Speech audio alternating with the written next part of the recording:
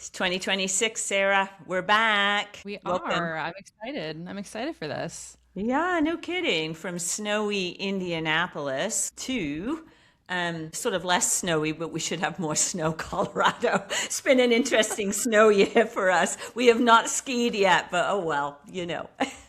We always Yeah, say we when you can't ski, we can be in the desert. So it's a great time to be in Utah right now. No crowds, great rocks, beautiful yeah, weather. you get to just go anywhere and find any kind of weather. We got a foot of snow and then we stayed home for 4 days, so it was great. Yes, we'll try not to send you too much more snow from here. I think, but yeah, we don't have any more snow coming, so you're good. so, so we're going to just spend just a couple of minutes chit chatting here, and then we're going to get started on what this year is going to look like and how we're going to unpack the sequences on this podcast beyond the sequence. So, Sarah, when we were chit chatting last week about this is funny, everyone. I said, so Sarah, what are you reading right now? Let's talk about what we're reading. And she immediately shot back, do you mean my kids? Or do you mean me? Are you talking about my kids? And I just laughed. Like, put that in perspective, Sarah. And then I'm going to talk about what I'm reading. I know. I giggle about that because people are like, "What are you reading?" And I do have friends who are moms who prioritize their reading in their books, and they're so amazing. But when I'm actually reading, it's usually scientific papers, which is incredibly boring for most people, but really exciting to me. But I'm reading Elise Myers, her little memoir that she came out with. So if anyone follows Elise Myers, she's a mom and she's a musician and ADHD, high functioning autism, like diagnosed in her 30s. And so reading her book is like coming into the window of someone with ADHD who just is like lots of words coming at you and like things are jumbled together. They don't make a lot of sense. So if you are someone who needs like a more structured traditional book, probably not right for you. But sometimes my brain works that way because it's like, wait, did I change the laundry? Oh no, I have to unload the dishwasher. I need the boys to do this. And like things are just moving really, really quickly in my brain. And so I follow that line of thinking sometimes. And it's nice to giggle at someone else's expense every once in a while when you're like, I just dropped the ball. And one example of that would be I got Wesley tickets to go see Wildcrats a mile away from our house over at Butler for his birthday. And then the tickets, because I bought them directly from the box office and not from Ticketmaster, they sat on my desk. And then the day after, I go, when's that show again? And for whatever reason, we were going with friends. I even bought like the tickets that they reimbursed us for to go together on this Sunday afternoon. And it was the day after, which feels even worse to see it the day after, that I had left them on my desk. We did not see Wildcrats. And I had to ask my son's forgiveness for forgetting to go to this show that was his birthday present. But he was totally fine with it because I was like, hey, we're going to do this instead. And he was totally cool. But it's just one of those, like the mom brain and the mental burden is real. So when people ask me, what are you reading? And I go, I'm just She trying did to laugh. survive the day. I could hear you through laughing through the text. You must be talking about my kids, which if you know Sarah's kids, they're the ones that go to the library with a sack. I mean, they do. And Yes. they read the books. This is not picture books. They read the books because I've seen them. So, um, Yes. yeah, they're pretty amazing. So They love I, Wings of Fire is their read of choice right now, both the graphic novel and the actual novels. oh my So gosh. Zeke read the graphic novels, then went for the whole novels. He's read through all of the Hunger Games series, including the most recent release. He's gone through with Elizabeth, my cousin, who like helps with nannying our boys occasionally. They read through the Harry Potter series, the entire one. Incredible. So they're pretty schooled, and my youngest is overcoming dyslexia in a beautiful way, and he's starting to really love reading. But audiobooks all day long pretty much Yeah, around here. yeah, it's amazing. I'm purposely reading to shut out the noise of the world, to reset our nervous systems, which will probably come up again and again throughout this year, how important that is. So I just finished reading Nick Thompson's The Running Ground. So I don't know where I saw this guy on a podcast or YouTube or whatever, but he is the CEO of The Atlantic, so The Atlantic Monthly. So I didn't know they had a CEO. I thought editors in chief were CEOs. My bad. But he used to be editor-in-chief of Wired magazine. So talk about something different. And then I think he was with the New Yorker. But he's an ultra-marathon runner. So the running ground is amazing. It's his story of being a runner and his relationship with his father. So his father taught him how to run. It's a very kind of flamboyant story, to be honest with you, but how running teaches you so many things in life. So his journey all the way through to ultra marathon, so 50 mile. He said anything above like 26 miles is an ultra marathon, I guess. So it's all about what you go through as a runner, but also him being a parent as a runner. So it's this beautiful book, what running taught him about parenting and how his kids have come into the sport and his worries about being a parent too. Amazing book. And I'm not a runner per se. You know, I run just like with the dog or whatever, but I'll never run competitively at all. That's not my jam. But great book. And then the book, Sarah, that you gave me, which still has me laughing. Now, you can't see it, but it's called The Writer's Table. It's always backwards, right, on the camera, but it's called The Writer's Table, and you sent it to me. And it's a book of recipes from famous writers like Charles Dickens and Ernest Hemingway, and I haven't read them all. But go figure, the first one I look at, and of course I have to, is from Gertrude, I think I told you this, Gertrude Stein and Alice Toklas, who were partners, I guess, way back in the day, sort of the end of the 20th century, like 19th century, 1877 and beyond. So they were in Paris, you know, at that time where all the writers and the artists would be converging. And, you know, they were just real lovers of the emerging arts. Picasso, etc., was a friend. So I just love that era in France. But of course, they were very avant-garde and they pushed all the envelopes and all the buttons. They probably wouldn't have been arrested in today's world for the things they did. But anyway, her recipe just made me laugh. It was called like chocolate fudge with with like a side of hashish or something. I'm like, what did you do? So she literally makes this. You cannot believe it. And the recipe is like all the stuff that goes in fudge, like something we'd never do, like sugar and butter and lots of cinnamon and nuts. I'm like, what's the punch? Oh yeah, a healthy side of hashish. They put that in there. And they said, serve it at the bridge club if you want a good laugh. And I'm like, you gotta be kidding me. So if you want a really great evening, just serve this. I'm like, only they could come up with that. So you can imagine those times in Paris and those two. And anyway, that's just one of these funny recipes. I just fell about laughing. It's just like, yeah. Yeah, I mean, I was flipping through the pages at a bookstore. So Greg and I were out for just like a date day, and we went to this bookstore I hadn't been in before.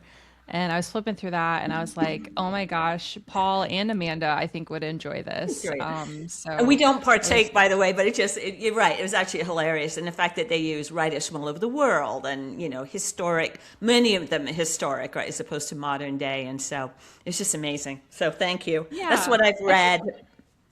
Yeah, I think a window into people, not just in like, we get windows into people in their work, but I like to get windows into people in their daily life. I think Yeah, that's no, really 100%. valuable. And I've always really enjoyed biographies and autobiographies. It's Yeah. harder for me to read nonfiction, or excuse me, to read fiction, only because I think people are interesting already. Yeah. And there's so many people to like hear about and learn about. I think people are fascinating. So, but yeah, so Yeah. it's much harder for me to escape in a novel when there's so many really interesting stories about real people that No, it's I so hard to keep up agree. with. I've Yeah, actually enjoyed more. I was listening to Green Lights by Matthew McConaughey on Leslie's recommendation when we were in Portugal. So I did listen to that, most of it on the way home from Portugal, and really enjoyed that too. Yeah. So his Green Lights, that was good. Nice. Yeah, he's a great writer. So it's important to keep reading because it does allow you to escape, and we have to, right? To reset, reframe, get into another world. Talking another world, let's get into our world and beyond the sequence. And we are going to organize things a little bit. I don't want to say differently, give it more structure, more harder edges around all our topics this year. We've also kind of segmented the years into topic areas where the first segment this year, we're going to talk about bodies and what breaks down bodies, if you will. So we're going to get into that today, but the way we're going to approach this, you see me looking at my notes here because we can never remember what we're doing, even though we read patterns for a living here. What we want to do is approach each topic with what we're seeing, why it's happening, and what the patterns are that we're seeing in clinical practice, and then kind of pull it together. So we'll always break out the podcast that way. Did I miss one out, Sarah? I think it was just 4 components, but very specifically, you'll see us address this, because what makes our podcast different is that we're coming to you through the lens of what we're seeing, literally on the cutting edge, which we're seeing this in clinical practice. So when we're seeing patterns that reflect what may be some of the answers to what's happening with people's health, and that's what we want to show you. And when we see patterns, of course, we go back and say, we're seeing these patterns. Does the science speak to these patterns? So we'll always go from patterns back to the science. So science says what pattern? No, science never says what patterns. We see the patterns, we go back and look at the science. Does the evidence reflect some of what we're seeing? Yes. Okay. And sometimes it's not a case it reflects it, it's we're looking at patterns that aren't even published yet. And that's the amazing thing about reading patterns in DNA, because every single person is unique. And if we look at clinical models or the pharmaceutical models, it's always large person clinical trials. You can't do a clinical trial. I think we will see them when each person's individual. And so that's what makes us different. We absolutely speak from the science, but we're bringing you how the human body is communicating through the patterns of DNA. So that's what we're going to keep imposing our little structure this year, right, Sarah? Yeah, it's perfect. And I think we've gotten such good feedback about the podcast, and we've been doing this for a year now. So thanks for sticking with us. I think that's been really awesome to hear your feedback, and we'll get an email here and there, or someone will comment on social media that they've really enjoyed it. So keep the comments and engagement coming, and hopefully we can continue to evoke curiosity and inspiration on if you're a clinician, how to incorporate that into your practice, or how to think through some of these patterns. And if you are just a health conscious person, how we can encourage you to move towards health and wellness in your own unique N of 1 way. So One way, everybody, as you said, everyone's the way different. you're built way. All right, so we are going to be talking about why so many bodies are breaking. And you think, God, what a weird topic to talk about. Well, just know in the next podcast this year, so in February, we're going to get into what we're seeing in athletes, which is really why we wanted to start talking about this topic. But bodies break down regardless of your athleticism. So that's the first question, Sarah. When we say bodies are breaking, what does that mean to you? What does it mean biologically? What does it mean to you? When I hear bodies are breaking down, and I was a patient first before I was a clinician, so I can speak to this directly. And then obviously as an athlete, we'll maybe dig into that a little bit more. But when bodies are breaking down, I hear like low energy. We're not making energy in the form of ATP to repair the body. And there are a lot of mechanisms for that, but I just go, up to the cellular, oxidative stress. If you want to go back and listen to that episode on oxidative stress, that would be a great introduction, more at length.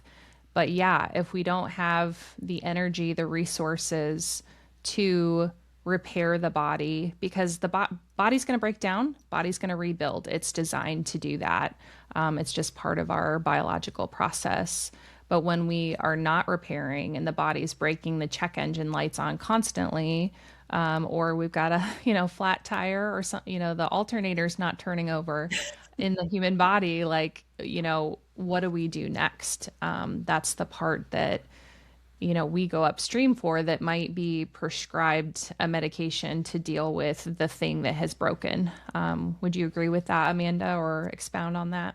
Yeah, no, I agree. And it's interesting you mentioned energy, because we don't talk about what we're going to say before we come on air. This is absolutely, we don't sit there and practice. We don't have lines. It is literally, you're hearing us speak to what's coming into our mind to respond to a question. So it's very interesting you said energy, because the body breaks down in different ways. And one of the things I see, because my client population tends to be midlife and beyond, So I may see a lot of women going through perimenopause, menopause, and things really can change rapidly there.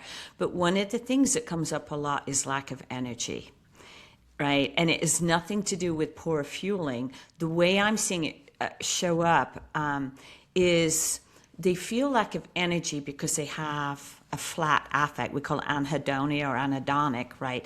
And that is actually coming from suppression of like a dopamine receptor, believe it or not. And it's just, I've seen that several times this week, that that flat affect, or that, you know, you're not getting that punch of dopamine for whatever reason. That's not the subject of today. Manifests in low mood, which manifests as low energy. So it's interesting you mentioned energy. So you could even say that low dopamine is a sign of the body breaking down. But and it's not neurologically, it's that cognitive feeling. It's a cognitive, low energy cognitively. So I think that's interesting. I don't know if you see Yeah, and that.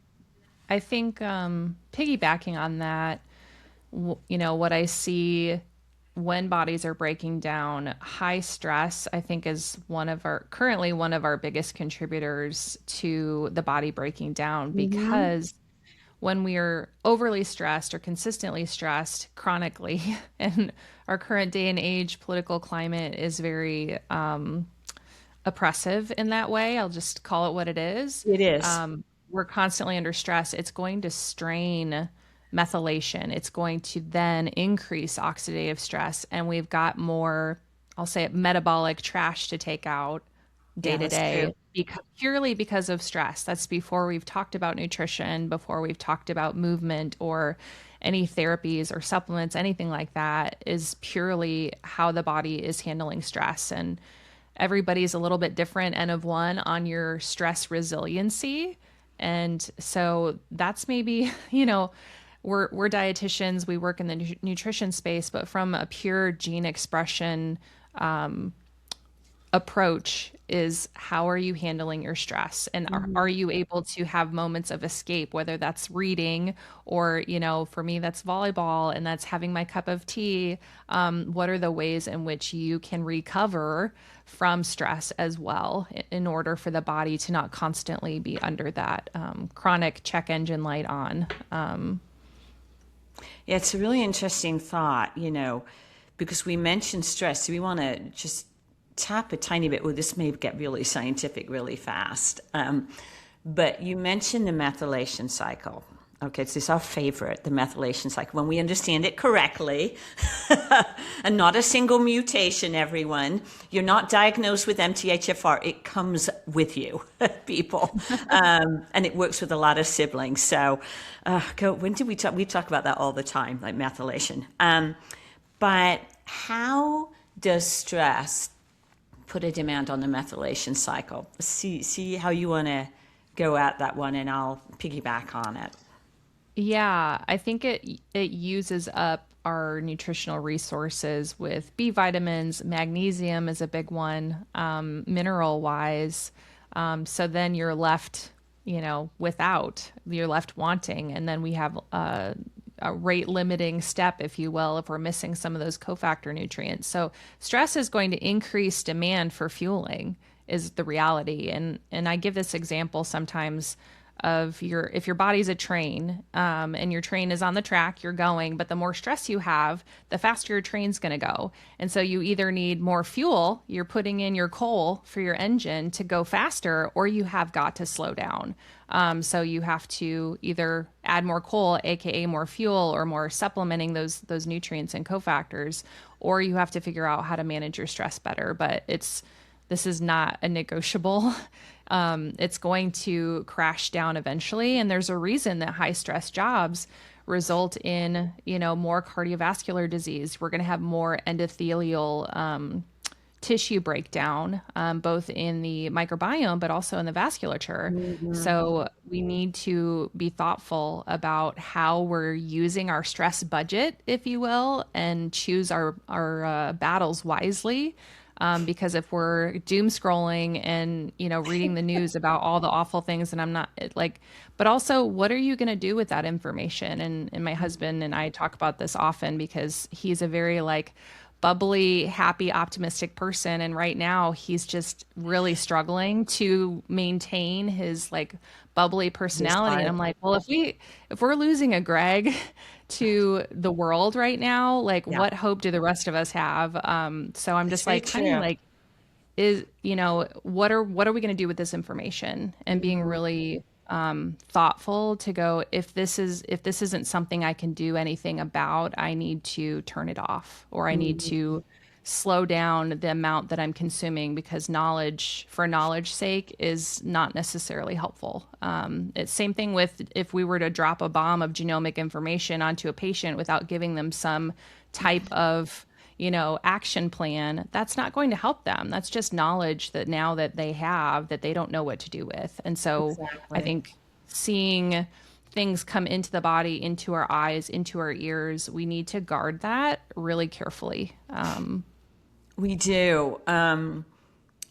Exactly. And it's all like all roads go back to taking the foot off the gas pedal, which is hard to do. But once you see how it gets inflamed, or it really creates such a demand on some of your genes, what are they doing? Producing enzymes or proteins. And every one of them has a job. A lot of them are transforming something or detoxifying something, right? So if you think about the demands, stress demands, it activates, or one of the major pathways it'll put gas through is the dopamine pathway. And dopamine, it's got two choices. Well, it got three. It can either go back to where it came from, right? The presynaptic neuron, or it gets detoxified, which requires a methyl molecule for a gene called COMT, right? Co-methyltransferase. So that's going to pull on the methylation cycle.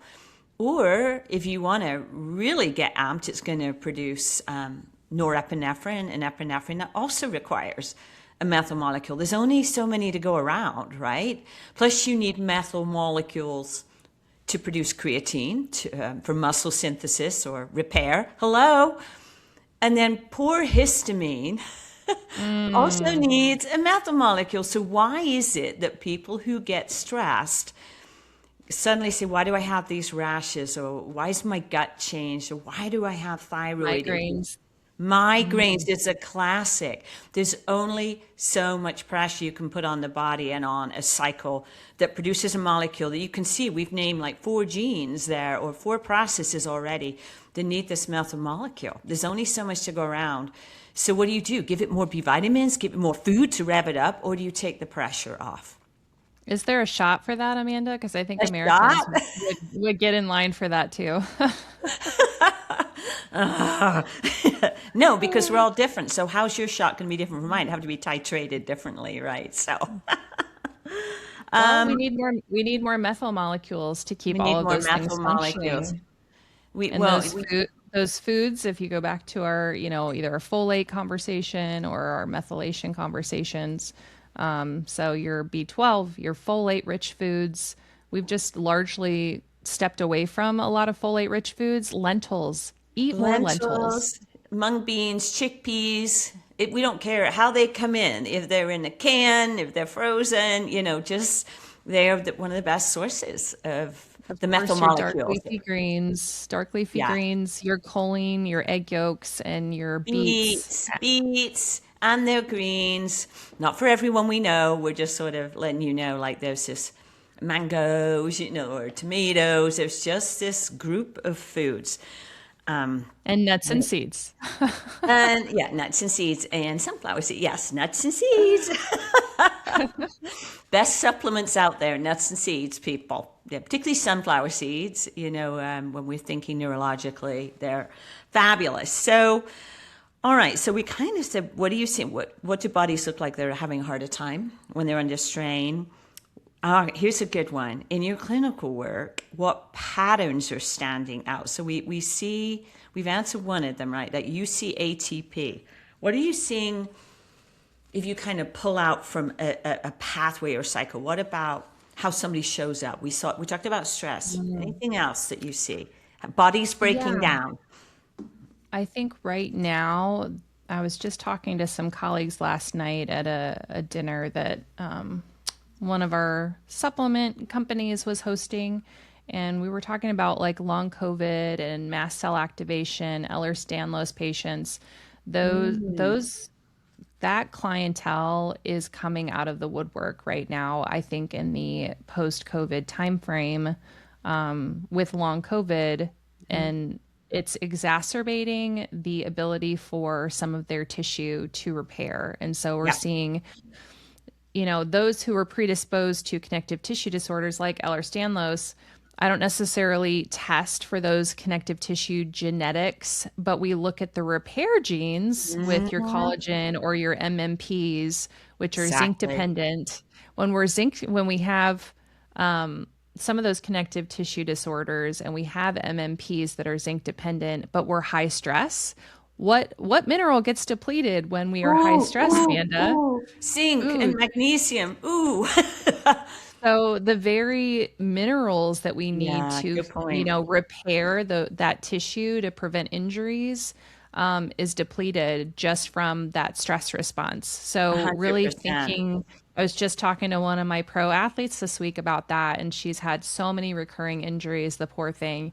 And I was like, I've just validated everything in your whole story, and here's what we're going to do about it. So Exactly. that's been, and we can talk more about that, with our No, I next think it's episode. But important because when we talk about athletes, it's going to come up again. Maybe, maybe not, right? It comes up in lots of different ways. But I have to say, I absolutely agree. It will show up in soft tissue, which is logical, right? We think, okay, the body's breaking down, I'm constantly injured. So it shows up in soft tissue and genes, like Sarah pointed out. We're going to look at repair genes. We're going to look at oxidative stress too. But the genes specifically that almost always show up are the MMPs that you said, matrix metalloproteins. They're zinc dependent.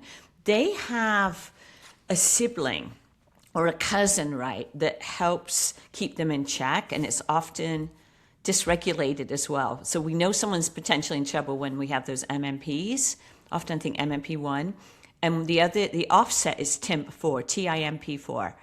When those are opposed to each other or they're just dysfunctional, we see it's not predictive, but it will correlate with poor tissue repair, constant injury, and then like you said, collagen, COL1A1, and there's another gene, GDF5. GDF5, yeah, I was Yeah, just gonna say, and the bones show up. So in the in your life, in your area of expertise, specialty in the midlife and beyond, is you're seeing osteopenia, osteoporosis, with your ladies, and yeah.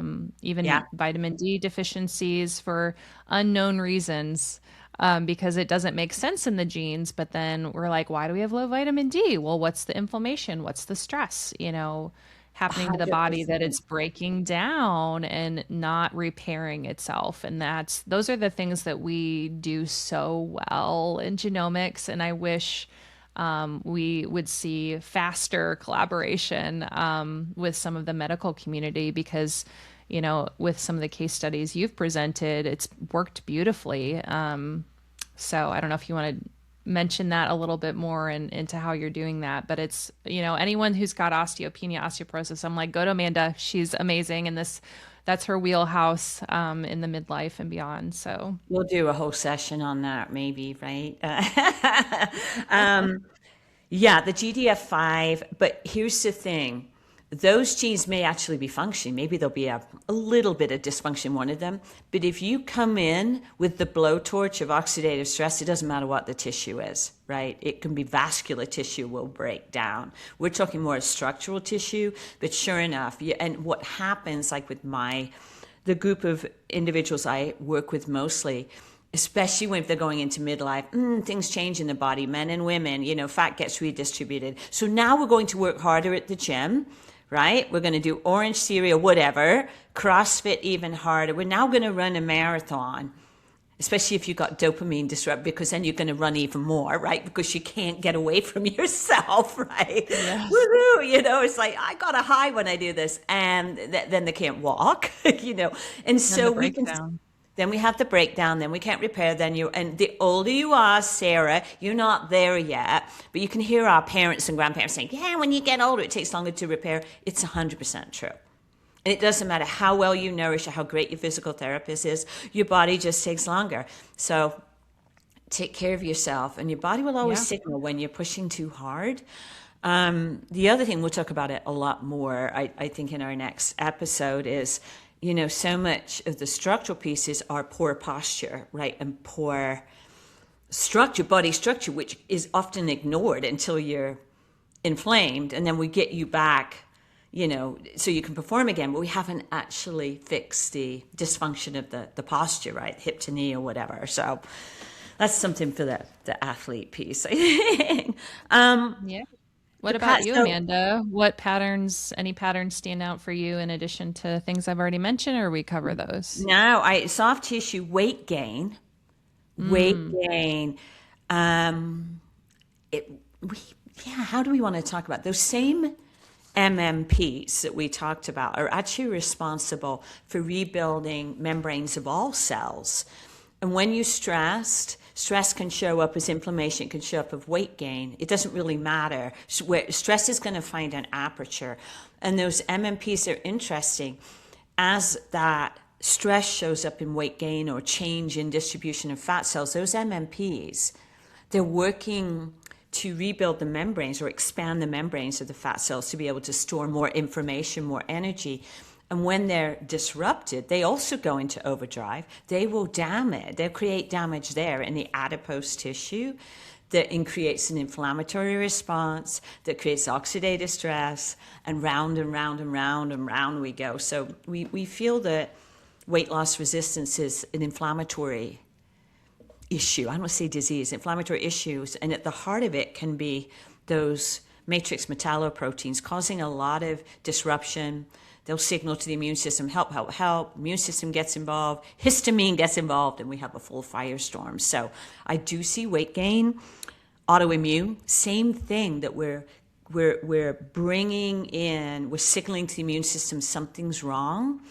Too much stress actually activates the immune system. You don't think about that, right? That, when you push enough to your fight or flight, through your fight or flight pathway, the body's like, we're done, or we're done trying to moderate the immune system. We're now just going to turn it on like a blowtorch, which is why you see autoimmune.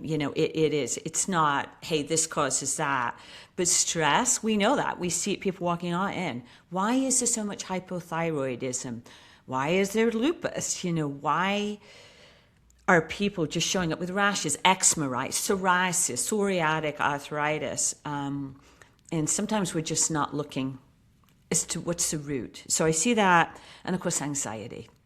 Anxiety is a pattern that is showing up when the body's broken, but it's more cognitive. It's a cognitive break versus, physiological, like an injury break. It's an injured brain. It's an injured pathway. So it's an interesting take, right? I kind of wrote that down this morning. It's like I'm seeing this in many ways. It's a broken communication pathway, Yeah. maybe.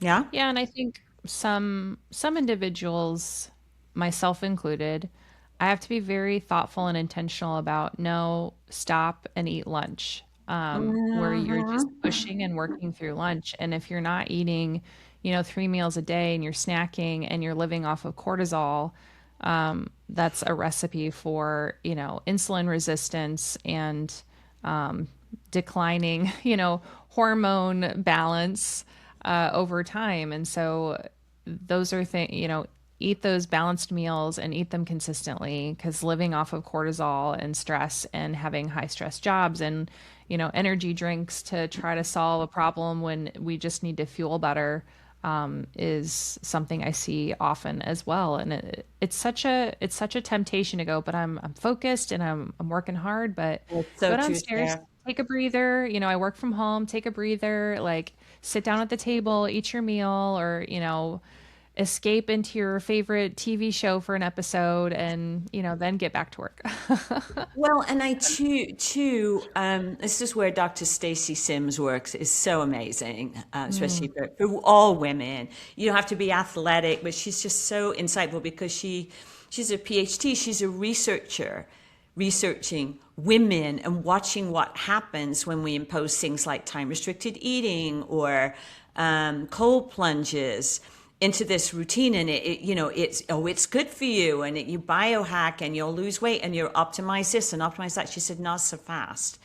I don't know why I went down that route. I was just thinking about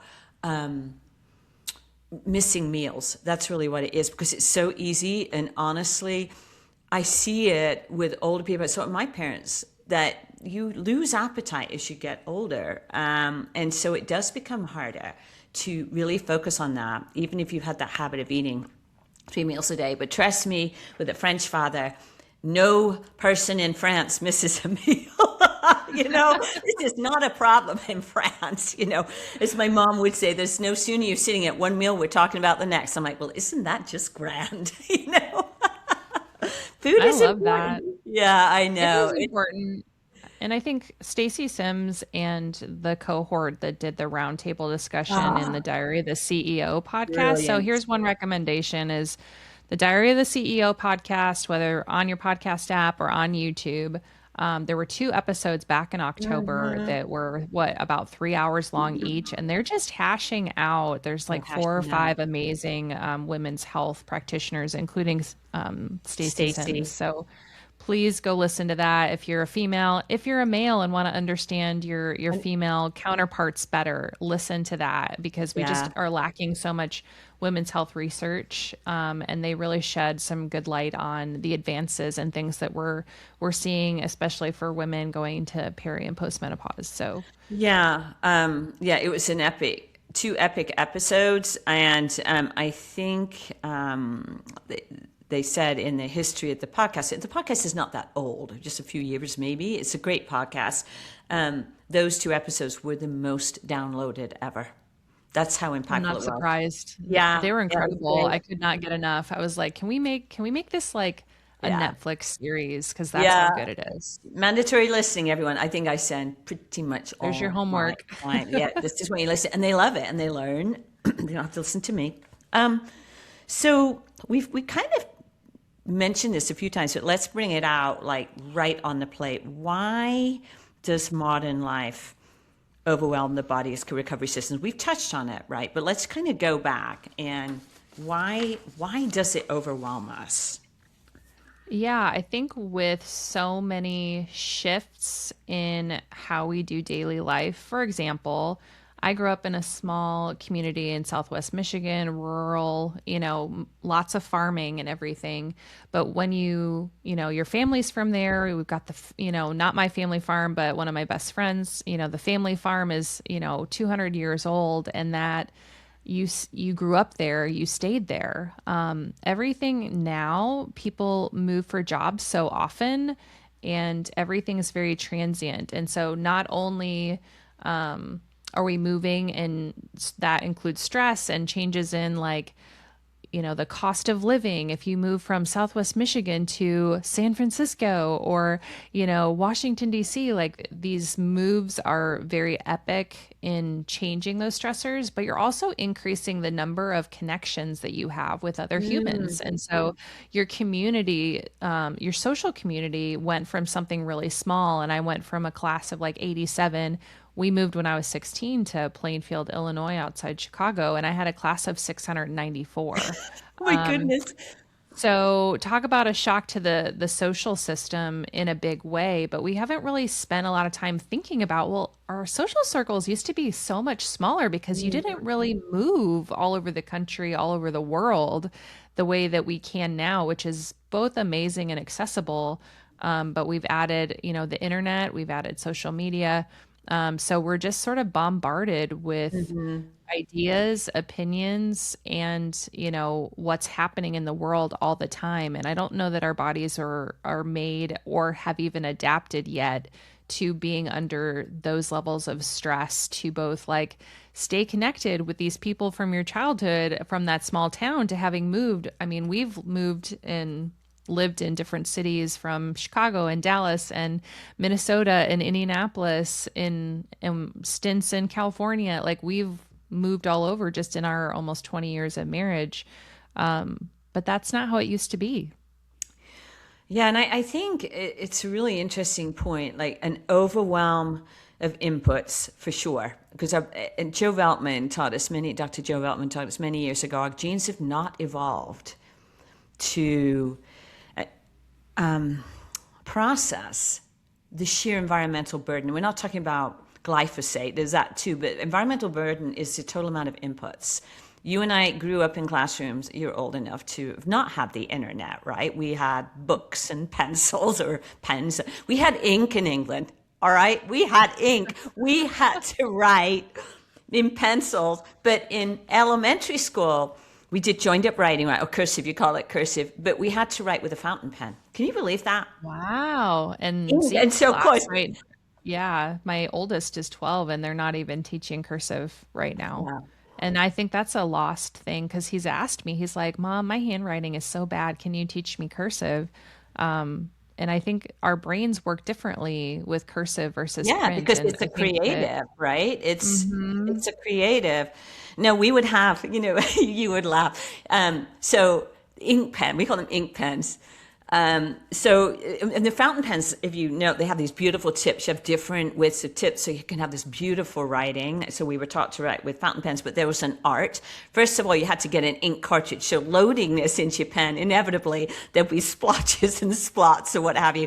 But you had to learn to write so that your hand didn't get in the way, right? So it was very hard if you're left-handed because you would write I'm a like this. lefty. And you have to write like this and not smudge what you wrote. So there's an art. So yeah. So anyway, the point of all of that is we had tactile learning. We didn't have input learning. It was like you had your book, your pen, your paper, and you had a person teaching you who you feared. There was an authority, and like you showed up and you did your thing, right? It was a little different in England. So I actually went to a Christian school in England, and our teachers all wore like these black robes, like capes. I mean, it was just interesting. It was so not authoritarian, it was respect. So, but now we have to work really hard to control our inputs, right? We have to learn to get up and not look at the phone I mean, it's a learned habit, right? Do not turn your phone on. Get up and do you first. This was never anything we had to think about because all you had to think about was yourself. Get up, eat, go to school, or go to work. Or read the And cereal box. That's what you got to do in the morning. yeah, yeah, that's true. Yes, cereal At least box. in the 80s and 90s, it was read the cereal box in the morning. That was your Oh only my God, assignment. yeah. Well, I didn't grow up with. Yeah, I did have cereal box, but we didn't read it. I don't know what we were doing. Trying to get to the bus. We did walk to the bus to go to school. So you're right. I think it's pretty clear, and we also know from the Blue Zones research, whether you love it or not, and whether you believe all the research, whatever. But I think with the work of what's his name, Gabor Mate, the brilliant trauma physician who talks about trauma. We just learned through this research that communities sort of grow together, stay together, but there's this intricate, intimate circle. And what did the Blue Zones research teach us about connectivity, respect for each other, spirituality for those, or religion, these things that people adhered to and believed. And it's so interesting growing up in Europe because, and I think we've talked about it before, that you know what month you're in by what is going on at the church fair, what's being celebrated, whether it's the wine harvest or it's the mushrooms. You just go through the year. It's asparagus season, but there's always a celebration, and it's not necessarily with alcohol. It's actually about bringing community together. You see this in Greece, like villages have like soup competitions. That's one in the south of France. It's amazing. 5 villages come together and it's a big deal. Which village wins the soup competition is a competition, but it's like collegiate, it's amazing to see.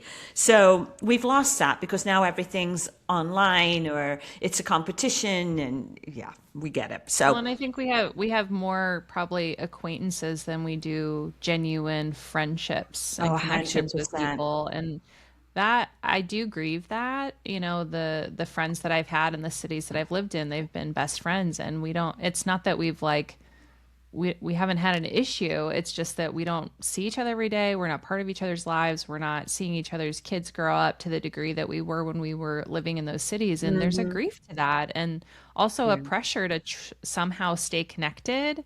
And it's just incredibly difficult because you have to manage the relationships that are in your space, your community, your church, Mhm. whatever that is, Mhm. your Mhm. book club. But then you're somehow trying to stay connected to the ones that you've moved away from. And there's just not enough room for it. There Yeah, truly is that's very not. interesting. And we miss the conviviality of it all in the ways that it can support gene expression. But we know that longevity, especially in the blue zones, is social connection, is a Oh, it huge part of is. that. And it's not been lost yet, which is amazing. Yeah, it's important. Yeah, to keep it going. Now we have to teach people social connection. Isn't that interesting? It's like we have to teach people this Yeah. is really good to sit down at a long table and laugh, you know. And you can Yeah, talk politics, but you're not going to beat each other up because we don't care, you know. yeah. Yeah. We, we're Go more ahead. connected in the world now than we ever have been, and people are lonelier than they ever have been. It's a facade, It is a it's not facade. real. So having those in-person connections truly can be transformative. 100%. Yeah. It's like the lights are on, but nobody's really home. It's interesting. Showing up, but really not. So so I guess the question is, I don't even know if we can answer it. Well, we maybe just have what kind of loads on the body tend to go uncounted. And I think you just said it right there, that the conviviality is something you feel, but it doesn't show up on a lab test, Yeah. Do right? you want to define that for those who haven't heard that term? Conviviality. It's funny, I think of that in French. It's like a coming together, right? It's a celebration, it's a community. It's not organized, it's a sense of joy of being together in a group of people. That's it. Yeah. And that feeling of good feeling, it's a good feeling, a feeling wanted, needed, seen, embraced, like emotionally. Yeah. And it's Sharing of meals, sharing of Mhm. arts and crafts, sharing of trades, Without judgment, without judgment. Mhm. It's like a way of being that's celebrated. Yeah, Humanity, it is humanity. humanness, Yeah. celebrating humanness. Yeah, it's like a footprint. Yeah, thanks for asking that. So I think that's what we're seeing in the research too. And I started looking this like in 2010, it was starting to emerge in the US. We could see it in the UK and Australia. With Australian, it's really showing up a lot of loss of conviviality, which is interesting. Happy Yeah, I think society, but depression. Yeah, speaking from, our family of four and really an extension family of five with Elizabeth, having moved in with us in 2020, but she's still in our lives, even though she lives a block away and we see her all the time. So definitely nuclear family. I think COVID was, I don't want to say transformative, but it really emphasized our family unit to be strong when it felt like everything outside of our home and our family felt really Yeah, chaotic.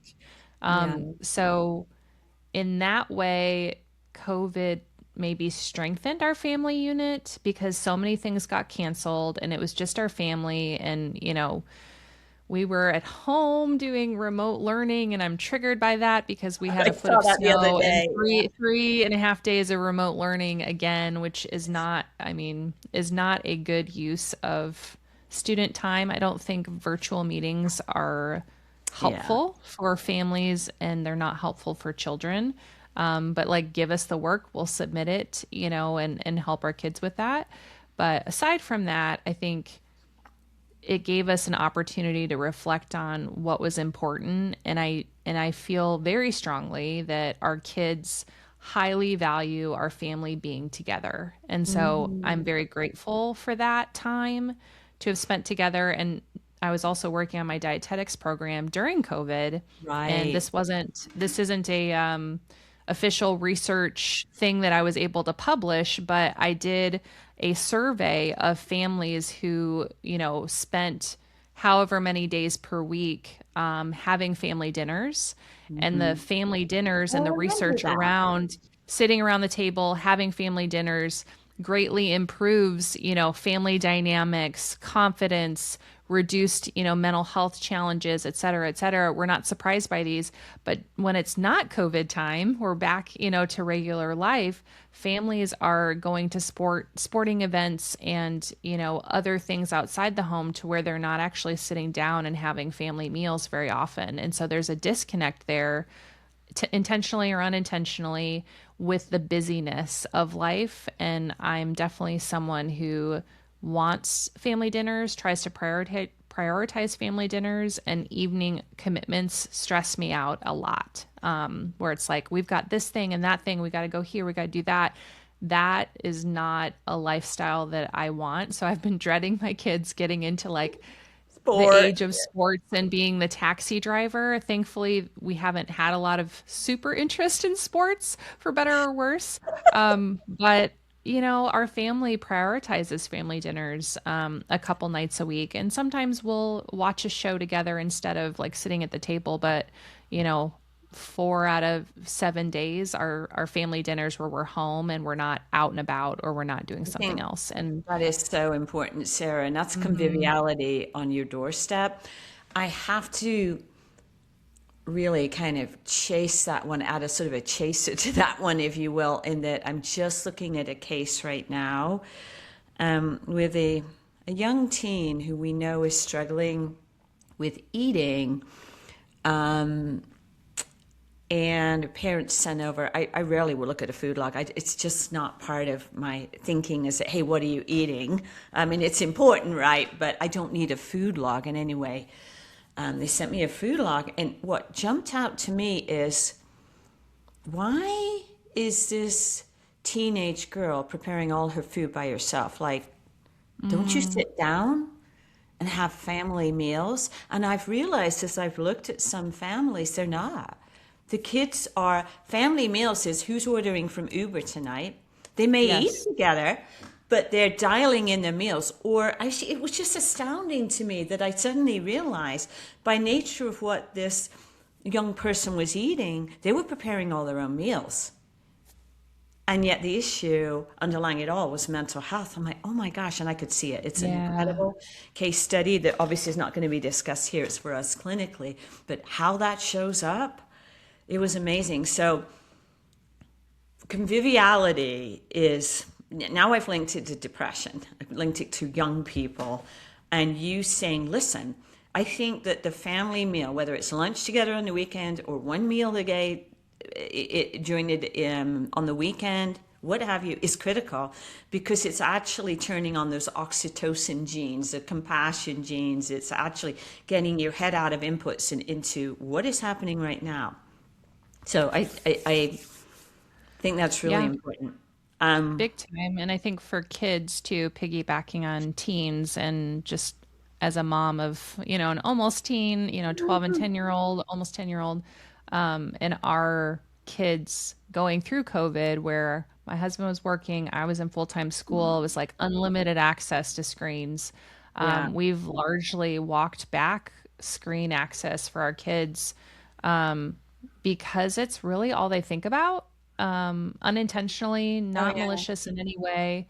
But they've lost creativity because it's not like my generation in the 80s and 90s growing up where we had one television in the living room and what was on, and if you didn't like the 7 channels that there was, you turned it off and did something else.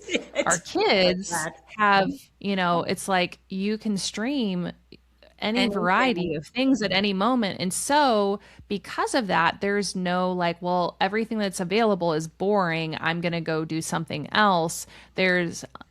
You never could get bored. You could binge Exactly. all the time, and they're not really capable of saying, you know what, that's enough. So, as parents, guiding them in that direction, and I'll just share what we were doing and what we're doing now for families who might be listening. But our kids will be in school from 9 till they'll get off the bus around 4:30. We were allowing an hour of screen time each day, and they would have it would reset on Mondays because my oldest is extremely smart, and he's like, well, what if I bank it and then I just don't have to keep track anymore because I'm like, hey, have you checked your timer? They would have to keep track of their time and be accountable to that. My oldest knows how to buck the system, and so I had to reset it every week. But we were just finding like, well, that was enough time for them to do, to veg out, if you will, until dinner time. And then it was, getting close to bedtime and whatever that required, whether it was homework or take a shower or whatever. But then, it's still too much time. And so Yeah, we've backed it's it down interesting. to an hour a week that is for personal use, an hour of shared time where they can play Minecraft together, they could do Mario Kart together, they could, so an hour together and an hour of research time. And so our oldest likes to like learn something new about something, and like to remove that completely, I think he would feel really sad, his Yeah. curiosity. But what has happened is I think Wesley's dove more into reading. What Zeke has dove more into his Lego creations Hmm. with that time. And they do a lot of audiobooks. So we have Libby app with our library, and so they will have audiobook on while they're playing or creating. But what I've noticed the most is a lack of creativity with being given even 7 hours a week of screen time is still too Yeah, much. that's So, amazing. I know I'm getting off in the weeds a little bit, but I think the ways in which we feel incredibly isolated is that I think our kids even feel more connected as a family by removing something that is just a mindless, It is. brain rot, if you will, It's is the term these days, passive. brain rot. It's passive So inputs it's and been it's been very interesting and really cool. And some families will remove it completely. I know we could do that. But at Mhm. least our oldest has recognized, he's like, you know what, you're right, mom. Like, I do think it's too much. But he needs that guidance. He needs us to have boundaries for him to Yeah. feel like he can operate safely in, but we're all in agreement on that together. And it's been a really good change. And No, they've that's amazing interacted more advice. positively as brothers with those limitations because they play together more, whether that's like cars or Legos or, whatever they're working on together. And Zeke's gotten into like painting minifigure action figures. And so finding a new hobby, Hmm. with Hmm. that time instead of just vegging out and Well, screen. and that drives neuroplasticity, right? It drives new Yes. thought pathways, new branches in your brain, Yep. which you're going The to want to pull on. BDNF. Huh? The BDNF. The Yes. BDNF for supporting the brain and confidence in learning a new skill, in getting better at something and going, wow, maybe I do want to do this for a career or a Exactly. long-term hobby. But you can't do those things if you're If just you're constantly flitting. taking information. It's Yeah. information seeking, at the young level. Which is So, so, yeah, we could talk about that a lot, how that shows up in the brain. One of the things I wanted to mention, and we're going to talk about, how does this show up? How do we know these patterns showing up? And it's almost like lab markers. How do we know?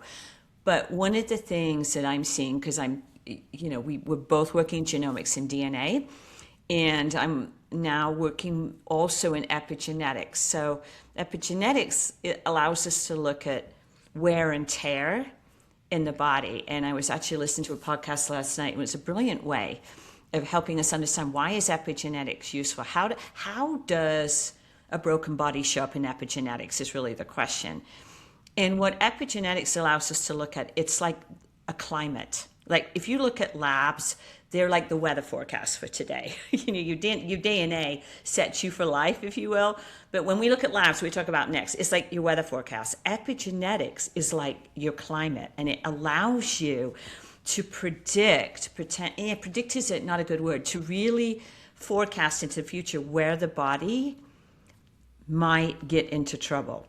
And it has to do where we're using, how we're turning genes on and off, where they're really getting cranked, where they're really feeling, like if you got a bad pair of shoes, or they're, you got to change because they're wearing down at the heels. That's what we can see in epigenetics, is where is the body getting torn up, and it's not in the most obvious places. So It's a brilliant area of science. We put it under the name of biological aging, so we can get a really good idea of where the stress is in your system. And guess what? It may not just be in your brain. It may show up in your lungs. It may often show up in connective tissue. We can see it. It show up in your kidneys, and you're not thinking about that. So yeah, stress shows up in interesting places. We now are looking at the technology. We can help you understand this issue.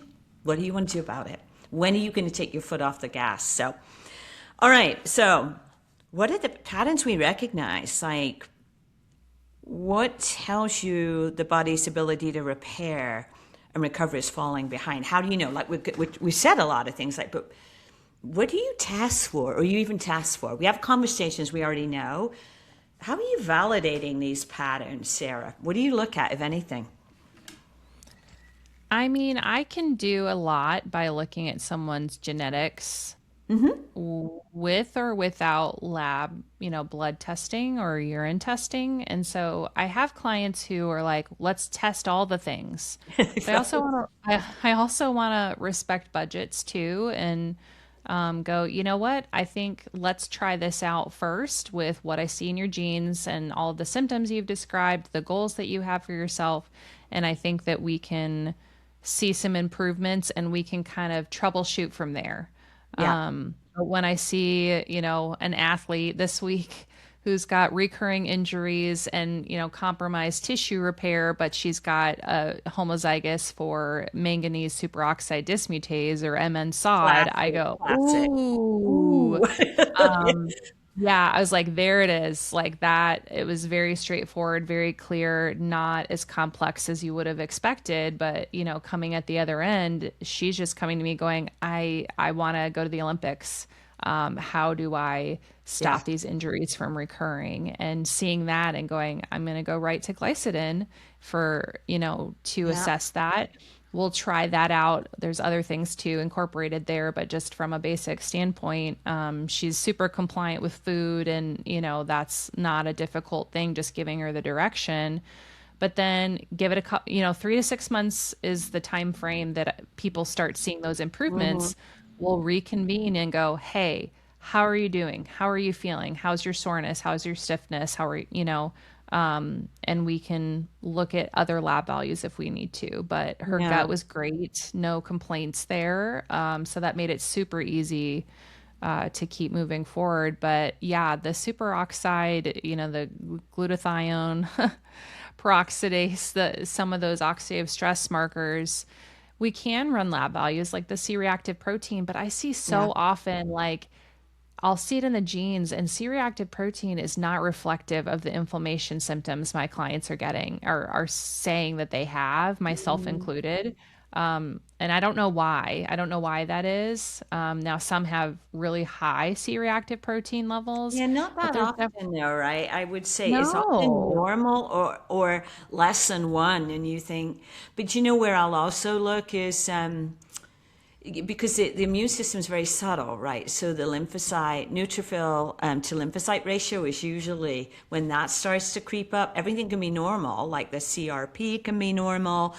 That is often a teller, that low grade nip, nip, nip, nip, nip, and yet everything's Yeah. kind of normal, right?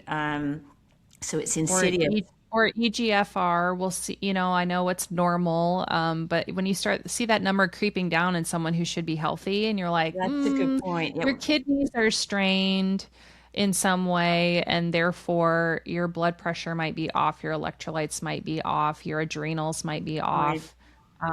You might have issues with, bladder or even lungs, just some of that fluid balance and acid base balance That's a good symptoms. point. Yeah, especially with athletes. It's interesting. Hmm. So sometimes the labs are really, really subtle, but we've been taught to, like, what do we think we might see? What are the genes telling us? What's the story? We'll go back and chat about those in just a moment, about gene patterns we might look at. But yeah, good point about the GFR. The white blood cells may be a little lower, maybe, but they're still normal, right? You just see these trends. insulin, it may be in range. Oftentimes it's beautifully in range, like, but the blood sugar or blood glucose may be above 90. Like, I see that a lot, mid 90s, but everything's normal. Of course, triglycerides are normal, right? So it's not there. LDL, if they're measuring oxidized LDL, oftentimes that may be a little higher, like looking at stress, maybe some bubbles in Liver liver enzymes. enzymes. Yeah. But it's not because the liver isn't detoxifying. It's like there's just pressure. And usually we can go back to the genes and say, this is probably the pressure points. It's not diagnostic, as you can tell. We're looking for patterns. So Yeah. I go ahead. I was gonna speak to that just briefly. I have a client that I'd seen like a year and a half ago, boss babe, CEO Oh, kind of yeah. type, so high stress. And she had come to me with like chronic pain and some brain fog, things like that. And we resolved a lot of those, but there was some red flags in her blood labs where like she had low sodium and something was going on in the kidney depart. Oh, her insulin was really low. And I was Mm, like, that's weird, like because yeah. we've got a range for insulin, and we know when it's elevated that that's a problem. But what do we do when it's low? And that is like, well, you don't want insulin to be low because then we're not taking glucose from the bloodstream and storing it away in muscle for later. So that's a Yeah. problem. We don't have glycogen, then we don't have energy. So why would insulin be low? Maybe there's something going on with the pancreas, right? Right, Like exactly. we're Or not. beta And so I'm cell. just trying to think of this mechanism. And I was like, I don't know enough about this to speak to that, but maybe talk to your primary care about a referral to an endocrinologist to talk more about it. The primary care, blocked that recommendation. And so she didn't get that referral. And Wow. then a year and a half later, she reaches out to me, a month ago and goes, hey, so I was in the ER for 5 days and I had adrenal insufficiency and I passed out on a Zoom call. And those who were on the other end of the Zoom call are the ones that had to call 911. Oh my God. So she like fell out of her chair, like passed out, low blood pressure situation. And so, central adrenal insufficiency for something that I Yeah. noticed a year and a half ago, where I was like, what's going on here? There's something going on here, but I Some don't know what that signaling. means. So she should have seen the endocrinologist, right? And he probably Yep. would have been able to And work that so out. her and her spouse were talking about like, well, why didn't anyone notice anything before? And she was like, my dietitian did, and that's the stuff that I mean, I got accused of being a wellness influencer this week, so it's Well, that's maybe speaking exciting. to speaking to that a little Accused of bit, but I was being like, one. okay, those of you who are listening to this who are clinicians, what would you have done? Are we going to let these tiny little red flags go by and just say that's not relevant No, when our we are job is to think. spotting tiny little things very early on that we may not have seen manifest, but why aren't we looking into those before they become an emergency? 100%. And I feel that way about Hashimoto's clients too. My TSH has never been out of the normal range, but are we not going to check antibodies just to be safe when we know it goes undiagnosed for a really long time? What about the thyroid nodules that will show up, down the road, and then you've got potential for thyroid cancer? Cancer. Exactly. So Yeah. it doesn't make sense to me why the conventional and the alternative or functional space cannot converge better and more to help patient care improve.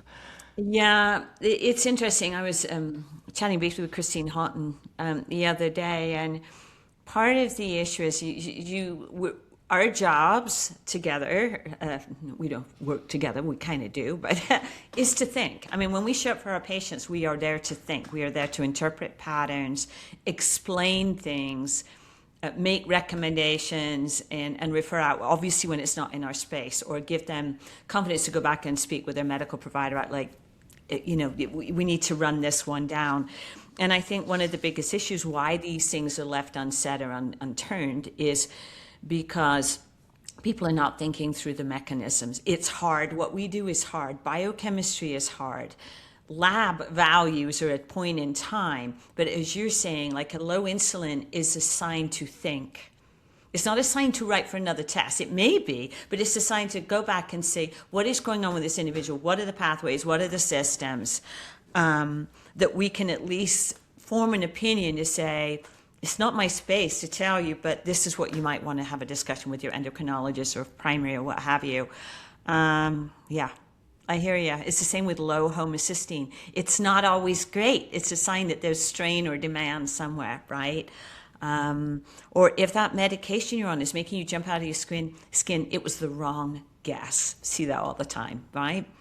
Yeah. So just kind of pivoting for us a little bit, just the patterns. The question was about what tells you that the body may not have the ability to repair itself. It's breaking down. You said MN SOD.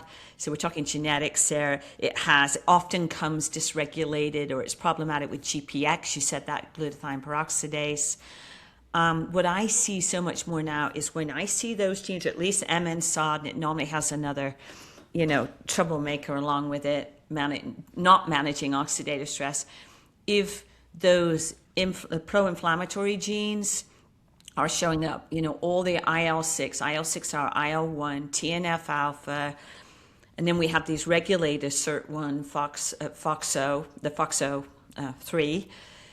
That is like, I have this analogy, that is like in your body, the fire is going to catch in the crowns of the trees, which is a far more dangerous fire, and it's going to blow up a lot faster. So, and then, we talked about those tissue rehabilitation or restoration repair genes. They are just going to catch that glow. They're going to catch one of those embers and bingo, they don't go into rebuilding mode. They go into breakdown mode. So you see us talking about a cellular level. It's going to show up and be amplified if you have genes that are not really good on paper, or at least at managing oxidative stress. That ignites the immune system. The immune system is just very opportunistic. And if you've got a wound anywhere, right, soft tissue, the vasculature, this was one of the issues with COVID, it's going to blow it up.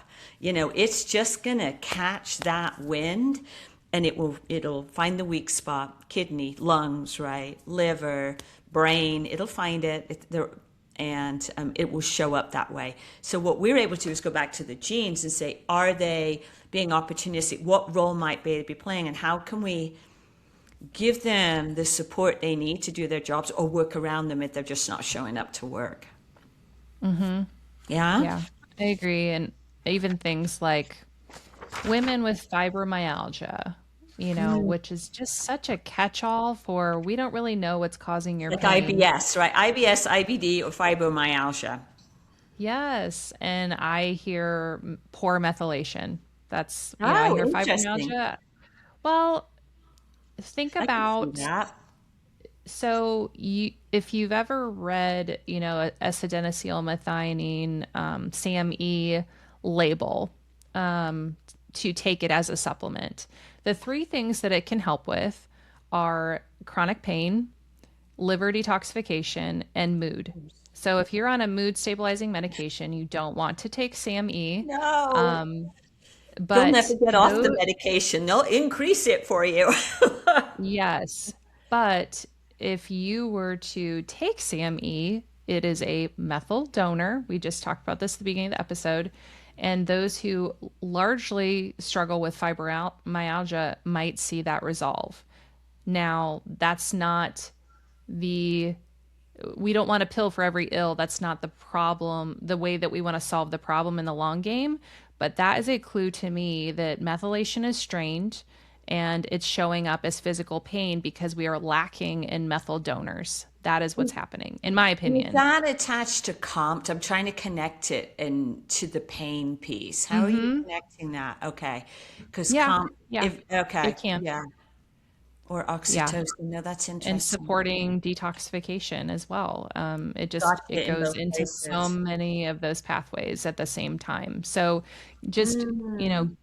giving methyl donors not always the way I would solve that problem, but just like at a very simplistic level is the fibromyalgia to me is the body is craving methylation. It's craving it and Or a it's lacking. pathway, right? That's what it Hmm. is. Or a It's pathway. ease demand on a gene. That'd be interesting, the difference between if the comp was slow or fast, how you would look at that. That's so interesting. I mean, you want to obviously incorporate magnesium with that, but I think those Same. who might have a more fast COMT Would would definitely benefit benefit. potentially from a SAMe if they are someone who struggles with chronic pain, That's really and which I interesting. see as fibromyalgia. And so women who are struggling with fibromyalgia are also going to be the same women who end up with osteopenia, osteoporosis, and Mm. that bone breakdown, or sarcopenia later in life. Those are the same women, and the autoimmune pieces that sometimes or often go along with that.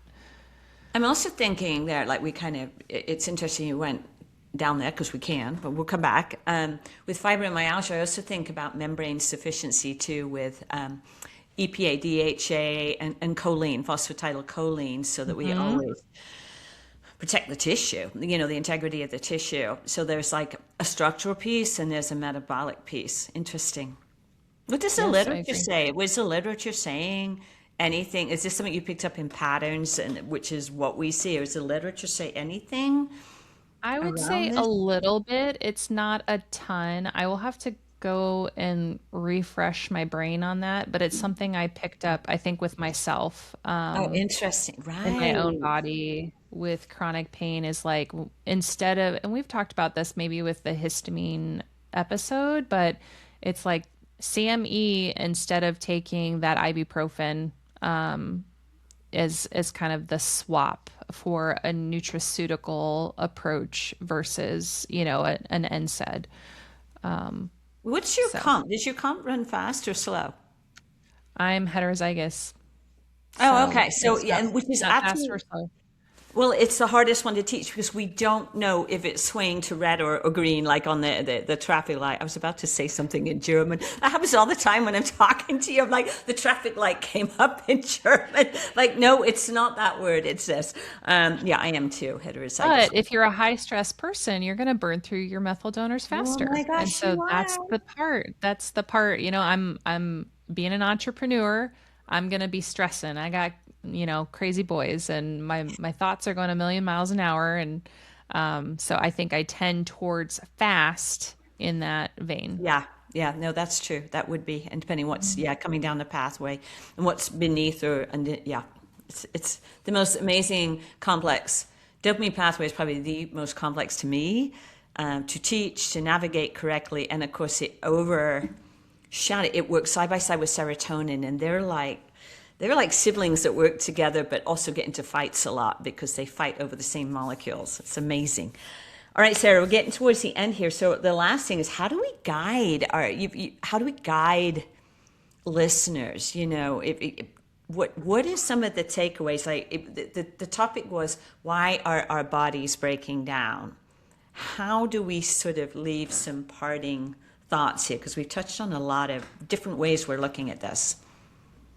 How do we guide I, people? I think that you know your body best, and this is coming from the patient, the patient side that is now the clinician. But if people want to accuse me of being a wellness influencer because I might suggest ordering certain labs, and the argument in that is, someone has to, if your practitioner doesn't know how to use this information and you're asking them to order certain labs they don't know what to do with, they unfortunately, for better or worse, are legally liable for those results. And so they may say no to ordering those labs because they don't know what to do with them. And Mhm. is that their fault? I don't know. But from my perspective, I think we should all continue to be curious and want to learn, and to say, well, I don't know what to do with that lab, but I'll do some research and I'll get back with you when your results come in, and we'll see what we need to do about it. That's the kind of practitioner I would want to see. Is, I don't necessarily know the answer, but I'm on your team as, Mhm. the practitioner, but I can understand the hesitation of, you know, prescribing physicians to not want to order labs that they don't know what to do with. So that's fair. But if you still aren't getting answers and you are just prescribed, something to solve solve a problem that is not solving it in the way you would like to solve it, you're going to want to go down the nutrition and lifestyle direction versus the medication, but you also need to be willing to make those changes. So, you can't say, well, I don't want a medication, but I'm also not willing to eat those foods or move my body more or make sure I eat lunch. So, you know, you kind of need to assess your own behavioral change direction. Like, is that Motivation, something yeah. is that something you're willing to make the necessary changes for? Or are you going, you know what, I'm not willing to make that nutrition change or that lifestyle change, so give me the supplement or give me the medication, that's fine. Just be informed about it. Like, say this is what I'm willing to do. Yeah, no, that's really good advice. I think, given what we've talked about and how we're seeing damage show up in the body, and we talked about conviviality, the most important thing I'm seeing, and we were together overseas, we were working with my partner and our colleague, Shannon Lemantier. And I think it was really, really reinforced in our small group together, but I'm seeing it in practice every single day, that you have got to respect your nervous system. You have Yeah. got to understand the impact of the world around you. I'm feeling it. I felt it very strongly this morning. I felt it recently. It's actually disrupting my sleep. And I'm not on social media. I will comment, but I've purposely stepped away. But there's a lot of pressure on every human in this world, no matter whether we're choosing to Yes. step outside or not. We are affected by it. The most important thing you can do right now is learn learn your nervous system, how it's showing up, and try and find that time every day to, even if it means getting up early, and I know we're juggling kids or what have you, but your nervous system does not care about anything but you, right? I cannot Yeah. tell you how important this is. So all those years you're like watching people say, you need to medicate and do this, not medicate, meditate, do all the things. Yeah, medicate, don't do that. Resetting your nervous system and knowing how you, understanding it, knowing when it's off, when you need to step away, what you need to do for you. Understand the word nothingness. I cannot tell you how important that is. And I literally at the point with my clientele, my patients are saying, there is nothing that I can do to re-steer your genes, give you the right supplement, the right food, the right exercise until you will do something for your nervous system, whether it is like Qigong, which we both do. Qigong is an amazing moving meditation for those of you who like meditations. Woo, I get it. You don't want to sit down and journal, that's uncomfortable. But some kind of movement practice, we've learned this, from the Japanese, the Chinese, from Southeast Asian individuals, from Native Americans, Aborigines, they've had these practices, whether it's dance or drumming. That is their way, it's code for let me get in touch with myself, which is let me understand my nervous system. There is nothing that Sarah and I can do to help you if your nervous system is wrecked. It is, because what that does is, I talked about epigenetics, it starts to tap away at genes that are turning on processes you want to turn off and turning off ones you want to turn on. And truly, I'm seeing that, Sarah. I'm at the point of saying to someone, doesn't matter what I do, how are you Yes. taking care of you, right? And it goes back to stuff we've known for centuries. Your body is smarter than you are. Yeah. And Trauma counseling for trauma. that PTSD that you have that's unaddressed is going to have more return, on that investment than anything else we can tell you. If you're reliving something in your nervous system over and over again, whether that's sonic alignment, Yeah, sound therapy, with Elena and Greg at the Vita Institute, dear friends of mine, or the Qigong, like even just Qigong as lymphatic movement. Think about stagnancy. If you're yeah, that's stagnant all really, day at yeah. your desk, just the lymphatic movement that you get from a yoga or a qigong, even stepping away from the meditation side of it, the lymphatics are crucial. And we see so much backed up detoxification that if you can move the lymphatics, you're doing a great service for your body. Kinda, and moving lymphatic, it's as simple as tapping, right? Or it's, Yes. and you could do this in 5 minutes. I'm not kidding. It it is Hmm. so powerful, and I think that's really what I want. It sounds like we're talking woo, but your body is an energetic, it's energy. We have been taught to eat things and take supplements to move, and it'll be great, and sleep, and it'll take care of your energy. It will not. It will help it. But what Sarah's talking about is we have to move energy, literally, molecules of energy in and out and around our body and wake things up and get rid of them. And so we would really strongly encourage you that people don't get better until they really understand that piece. And it's not about doing woo stuff or going, doing strange things in parks or, sitting in silence for like 3 hours. Some people can do that. That's their way, but it's not everyone's way. But you won't get well without moving the energy. And sometimes that's massage, right? It can be do Hmm. massage, sauna, right, is one way, but it's not the only way. Rebounding. Hmm. Just a little Rebounding, bounce. yeah, exactly. Rebounding. Yeah. There's a reason why I think I was in New York and also in Paris. Just just walking around a corner and walking the Jardin de Luxembourg, so the Luxembourg Gardens in Paris, and every day just seeing people doing moving meditation. It was amazing to see Tai Chi, whole groups of people just like doing stuff, and they're moving energy. It's a part of their practice. So. All right, Sarah, those kind of guidance is a couple of really powerful pieces of guidance. So, Yeah, I think that was, I know we ran a little bit longer today, but I think this was a really valuable conversation from a variety of types of people that might be listening, those who are in, midlife and beyond, and those who are moms of younger children, and the different types of stressors we have in our world right now that are impacting our gene expression and our very biochemistry in much. such a negative way. But deciding what your boundaries are and sticking to them. And that has nothing to do with anyone else around you. And you just going, this is what I need to function my best and to be my best self. And having those boundaries, because boundaries actually help us to operate within safely when we know what they are and when we've established them. They're not there to hold you back or restrain you, they're there to give you safety. And so allowing ourselves to say, you know what, I'm good. I don't need to see that. I don't need to hear that. I don't, and not in a keep it away from me. I'm offended that you've shared that, just to say, you know what, it's not really good for my mind right now. But thanks for thinking of me. I'm just going to avoid watching, seeing, doing, Yeah, doing that no, thing, 100%. um, as a respect to your nervous system and not just, you know, doing and consuming and bringing in knowledge that you don't know what to do with. It overwhelms the That's brain very good. and the nervous system. And the So nervous boundaries system. are so important and so helpful. And on Yeah. that note, we're going to set a boundary that's called the end of the podcast.